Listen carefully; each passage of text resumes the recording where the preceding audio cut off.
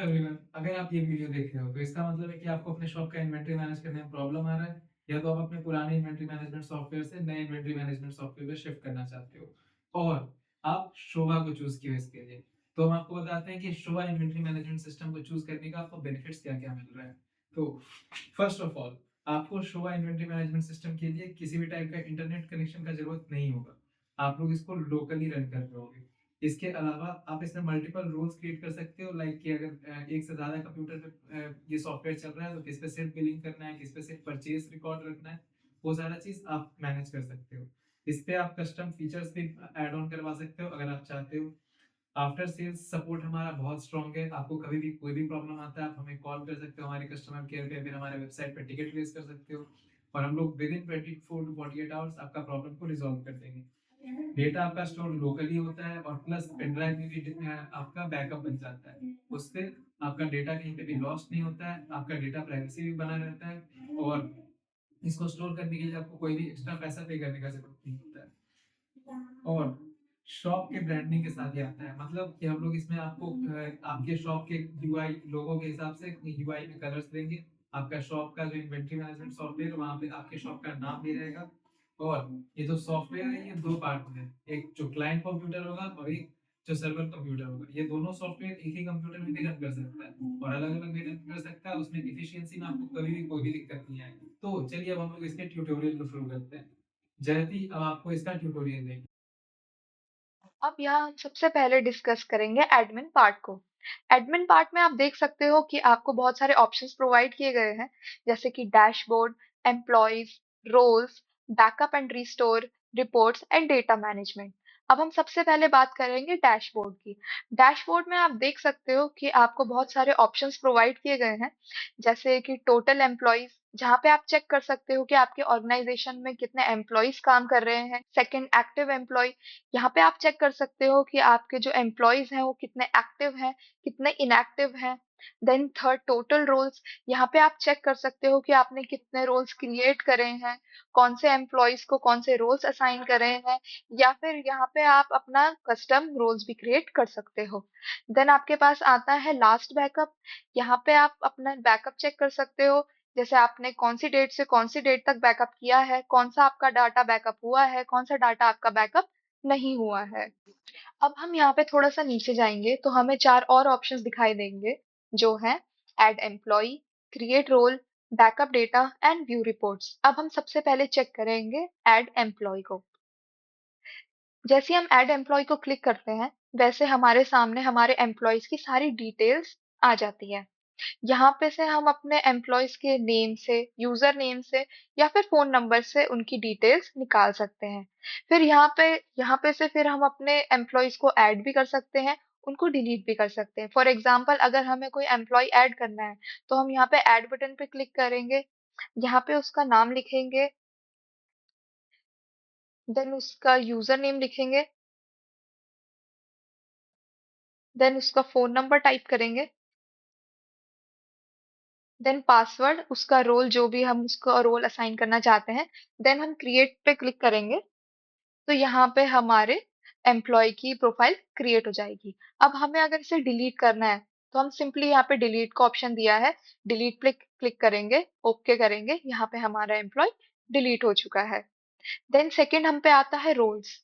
Roles पे अगर हम देखेंगे तो रोल्स में हम यहाँ पे चेक कर सकते हैं कि यहाँ पे हमने कितने रोल्स क्रिएट करे हैं, यहाँ पे हमने कौन कौन से एम्प्लॉयज को कौन कौन से रोल्स असाइन करे हैं, या फिर हम यहाँ पे रोल्स क्रिएट भी कर सकते हैं। फॉर एग्जाम्पल, यहाँ पे हम कोई रोल देना चाहते हैं XYZ, यहाँ पे डिस्क्रिप्शन भी दे सकते हैं उसका, फॉर एग्जाम्पल XYZ, एंड यहाँ पे हम उसको कोई परमिशन ग्रांट करना चाहते हैं, कोई सा भी परमिशन हम उसको दे सकते हैं। फॉर एग्जाम्पल अभी हम उसको देते हैं बिलिंग, तो यहाँ पे हम बिलिंग को क्लिक करेंगे, देन यहाँ पे क्रिएट को क्लिक करेंगे, एंड यहाँ पे हमारी रोल क्रिएट हो गई है। अब इसके बाद हमारे पास आता है बैकअप एंड रीस्टोर का ऑप्शन। यहाँ पे से हम चेक कर सकते हैं कि हमारा बैकअप कौन से फोल्डर पे है, या फिर हमें उस फ़ोल्डर को चेंज करना है तो यहाँ से हम अपना फ़ोल्डर भी चेंज कर सकते हैं। देन हम अपना ये चेक कर सकते हैं कि हमने लास्ट टाइम बैकअप कब किया था, या फिर हम ये भी कर सकते हैं कि अगर हमारी स्पेस कम हो रही है या फिर टाइम के साथ-साथ हमारी स्पेस कम होती जा रही है, तो यहाँ पे से हम अपनी फ़ाइल को दूसरे डिवाइस में भी अपलोड कर सकते हैं। फिर अब हम पे आता है रिपोर्ट्स। रिपोर्ट्स में हमें यहाँ पे 3 ऑप्शन मिलते हैं।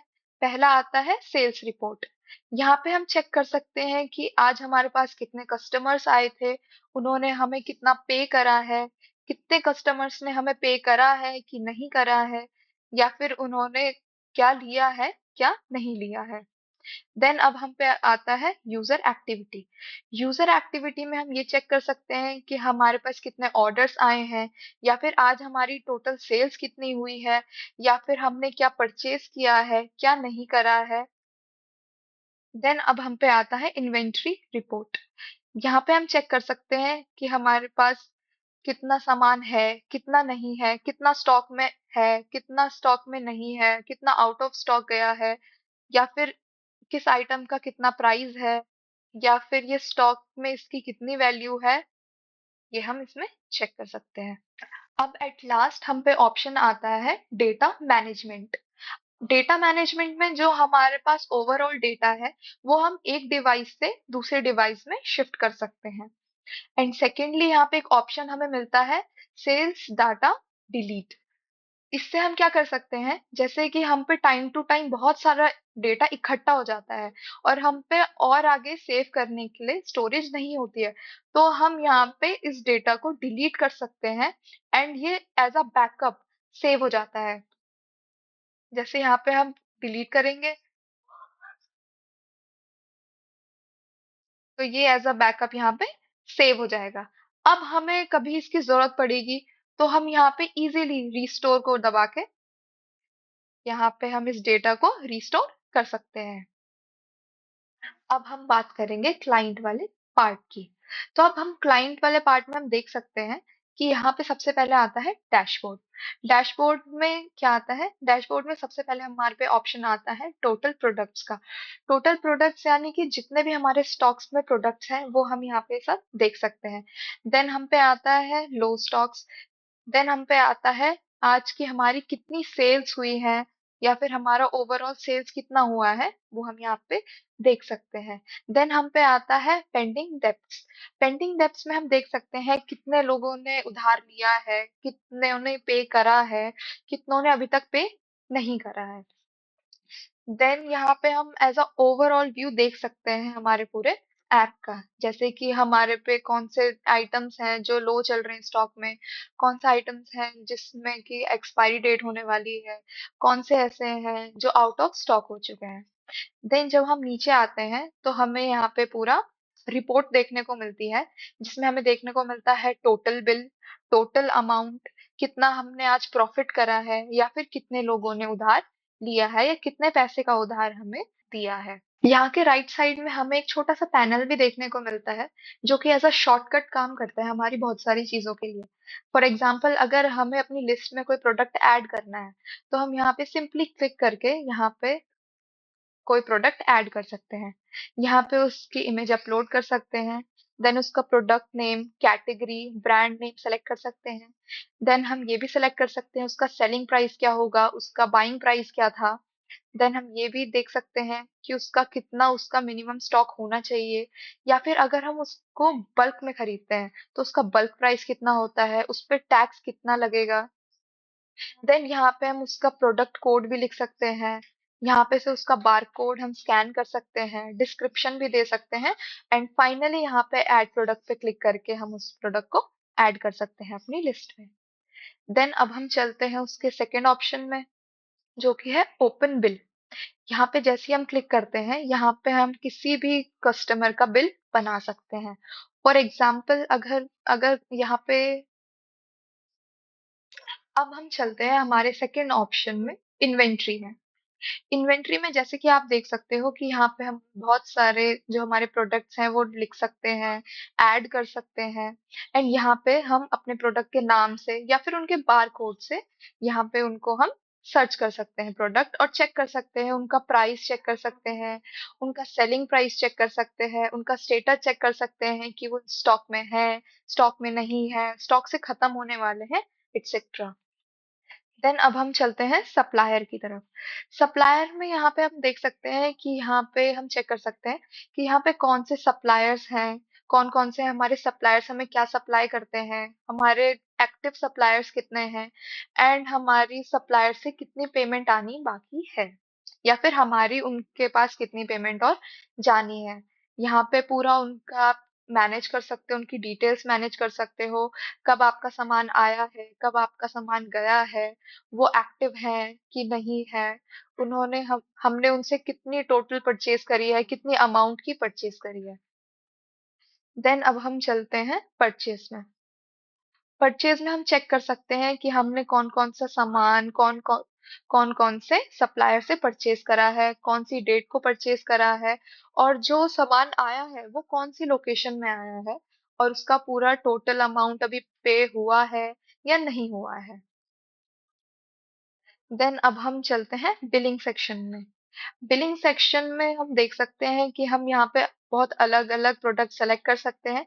देन हम उनका पूरा का बिल कर सकते हैं। फॉर एग्जांपल जैसे हम ये दो ऑप्शंस को क्लिक करते हैं और हम चाहते हैं कि इनका बिल बन जाए। तो यहाँ पे पूरा इनके दो हमने सेलेक्ट कर चुके हैं और यहाँ पे हमारा टोटल आ गया है। और यहाँ पे हम पे एंड सेव करके यहाँ पे हम इसकी पेमेंट पूरी कर सकते हैं। देन अब हम चलते हैं इनवॉइस में। इनवॉइस में हम किसी भी बिल का इनवॉइस नंबर डाल के उसकी डिटेल्स निकाल सकते हैं। देन आता है हमारे पास डेप्थ। डेप्थ को जैसे हम चेक करते हैं, यहाँ पे हमें पता चल जाता है कि कौन से कस्टमर का कितनी डेप्थ बची है। फॉर एग्जाम्पल जैसे कि हमने पहले एक कस्टमर का डाला था कि उन्होंने 60 रुपीज का उनका पूरा बिल था, बट उन्होंने 30 रुपीज पहले ही पे कर दिए थे और बोला था 30 रुपीज बाद में पे करेंगे। तो यहाँ पे उनका डेप्थ बन चुका है। अब हम चाहते हैं कि यहाँ से इनकी डेप्थ क्लियर हो जाए, तो हम यहाँ पे क्लिक करेंगे। यहाँ पे देखेंगे कि उनका डेप्थ क्या है। Then we will click on receive payment. यहाँ पे हम कंफर्म करेंगे उन्होंने कैश से करा है, एंड यहाँ पे हम कंफर्म पेमेंट कर देंगे। देन एट लास्ट हम आएंगे रिपोर्ट्स पे। रिपोर्ट्स में आप जैसे कि देख सकते हो हमें ओवरऑल जो जितना भी आज हमारा काम हुआ है उसकी पूरी रिपोर्ट मिल जाएगी। फॉर एग्जांपल फर्स्ट हमारे पे आएगा सेल्स रिपोर्ट। सेल्स रिपोर्ट में आज हम देख सकते हैं हमने कितने कितने का हमने सामान बेचा है, कितना पैसा हम पे वापस आया है, कितना पैसा हमसे गया है। देन हम पे आता है इन्वेंट्री रिपोर्ट। इन्वेंट्री रिपोर्ट में हम चेक कर सकते हैं कि हम पे कितना स्टॉक बचा है, कितना स्टॉक खाली होने वाला है, या फिर कितना स्टॉक हम पे खाली हो चुका है। देन अब हम जाएंगे परचेज रिपोर्ट में। परचेज रिपोर्ट में हम चेक कर सकते हैं कि आज हमारी कितनी की परचेज हुई है या फिर हमने कितना परचेज सामान किया है। अब हम आएंगे रिटर्न्स में। रिटर्न्स में हम ये चेक कर सकते हैं कि अगर कोई कस्टमर सामान लेके गया है और उसने वो सामान रिटर्न करा है, तो वहां पे हम यहाँ पे उसकी पूरी डिटेल रिपोर्ट बना सकते हैं। देन अब हम जाते हैं लॉस में। लॉस में जैसे कि मैंने आपको पहले ही बताया था कि लॉस में जो अगर कोई सामान टूट गया है या फिर अब वो यूज में नहीं है, तो उसके जो उससे हमें लॉस हुआ उसकी रिपोर्ट हम यहाँ पे बना सकते हैं।